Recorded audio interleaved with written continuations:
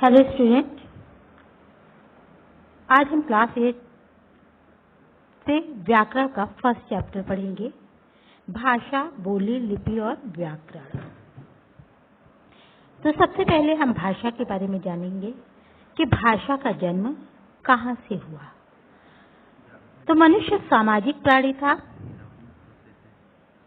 मनुष्य सामाजिक प्राणी, उसको अपनी बातों को या अपने विचारों को दूसरों को समझाने के लिए किसी साधन की आवश्यकता थी।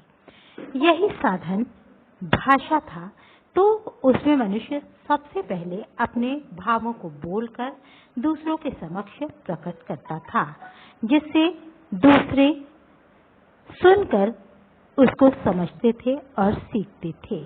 तो ऐसी भाषा सर्वथा पूर्णतः मौखिक भाषा कहलाती थी।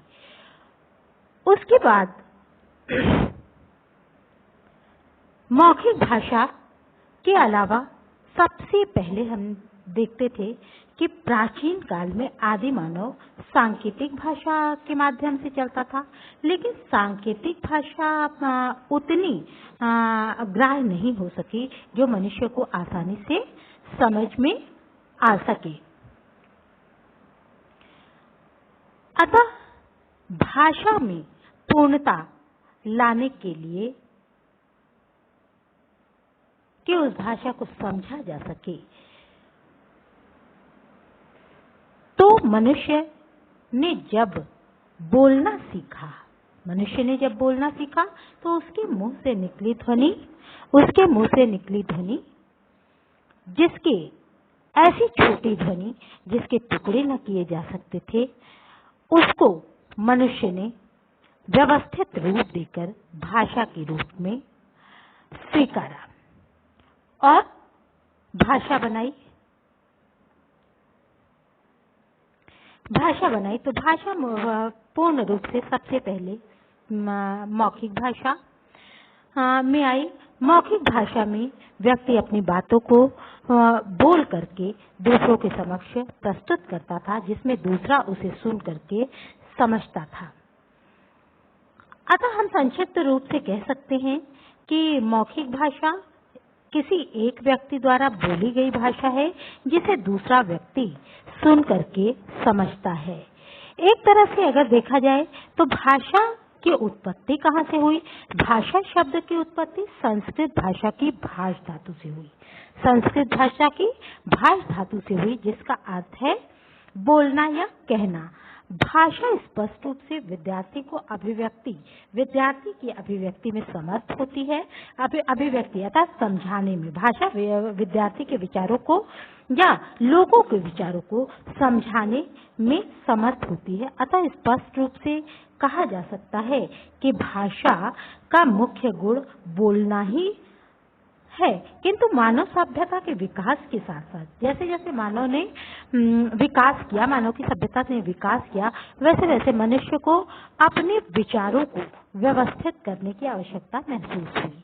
जब व्यवस्थित करने की आवश्यकता महसूस हुई तो मनुष्य ने इसे लिख करके व्यवस्थित रूप से संभालना प्रारंभ किया।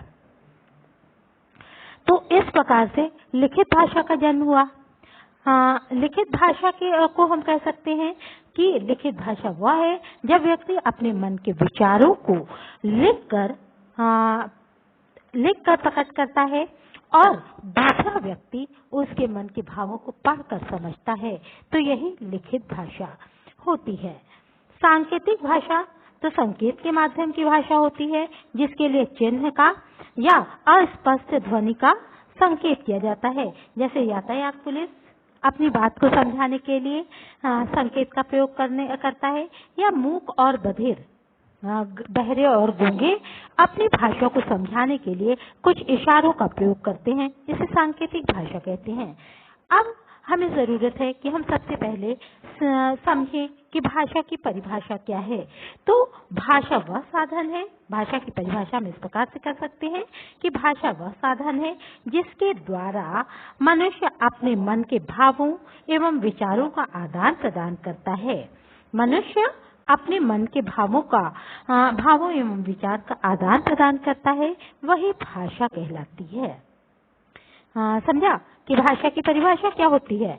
एक बार फिर समझिए, भाषा वह साधन है जिसके द्वारा मनुष्य अपने मन के भावों को या विचारों को दूसरे व्यक्ति तक पहुंचाने का या आदान प्रदान करने का कार्य करता है, वही भाषा कहलाती है।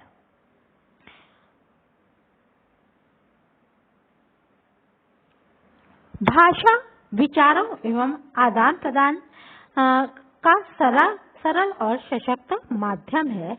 संसार में अनेक भाषा बोली जाती है जैसे कि अंग्रेजी, फ्रेंच, चीनी, गुजराती, जापानी, रूसी, उर्दू, अरबी, फारसी इत्यादि पुर्तगाली। जहाँ पर के लोग हैं जो राष्ट्र है वहाँ की भाषा होती है और उस नाम से जानी जाती है। भारतीय संविधान में कुल 22 भाषाओं को मान्यता मिली है। भारतीय संविधान ने 22 भाषाओं को मान्यता दी है।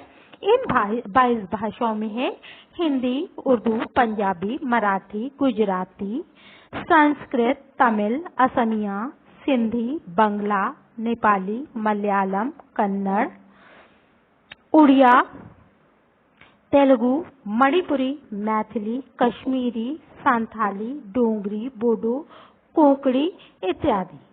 तो इन 22 भाषाओं में राष्ट्र का कार्य पूर्णता किया जा सकता है क्योंकि इसको मान्यता मिल चुकी है। भाषा में ग्राह्यता का गुण होता है। ग्राह्यता मीन्स समझने का, ग्राह्यता समझने का गुण होता है। किसी भी भाषा में नित्य नए शब्द जुड़ते रहते हैं, मतलब भाषा का विकास होता रहता है और भाषा में नए शब्द जुड़ते रहते हैं और पुराने शब्द चलन से बाहर होते जाते हैं।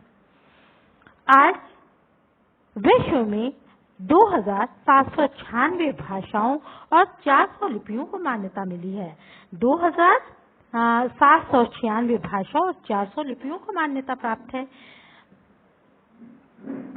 भाषा, अब हमको देखना है कि भाषा के कितने रूप हैं।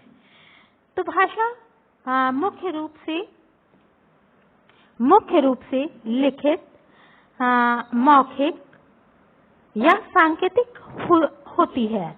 मौखिक भाषा को कथित भाषा भी कहते हैं। लिखित भाषा लिखित है और सांकेतिक भाषा संकेत के माध्यम से समझाई जाती है। मौखिक भाषा, जब हम परस्पर अपने मन के विचार को बोलकर प्रकट करते हैं और सामने वाला उसे सुनकर ग्रहण करता है या समझता है, तो ऐसी भाषा मौखिक भाषा कही जाती है। इसे कथित भाषा भी कहते हैं क्योंकि यह मुंह से कही जाती है। जैसे भाषण में हम कुछ भाषण देते हैं अर्थात अपने मन के भावों को कहते हैं, या बातचीत, या हम दो लोग बातचीत करते हैं तो वो भी मन के भावों की बात होती है, या हम नाटक देखते हैं तो वो भी देख करके सुन करके हम प्रकट करते हैं, या रेडियो के प्रसारण में हम सुनते हैं। दूरभाष के माध्यम से, टेलीफोन के माध्यम से तथा दूरदर्शन के माध्यम से समाचार के कार्यक्रम, ये सब हम सुनकर ही समझ पाते हैं। इस तरह से कहा जा सकता है कि मौखिक भाषा की परिभाषा है कि वह भाषा जो बोल करके एक व्यक्ति द्वारा बोली जाए और दूसरा व्यक्ति सुनकर उसे समझे, यही मौखिक भाषा है। लिखित भाषा, जब हम अपने मन के विचारों और भावों को लिख कर प्रकट करते हैं तो उसको लिखित भाषा कहते हैं। उस भाषा को लिखित भाषा कहते हैं।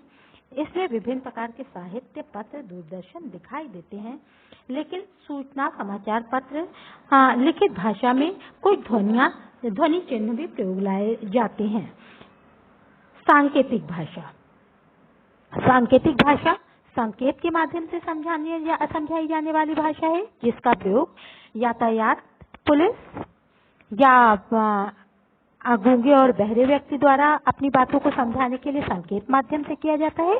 वही संकेत की भाषा है, उसे सांकेतिक भाषा कहते हैं।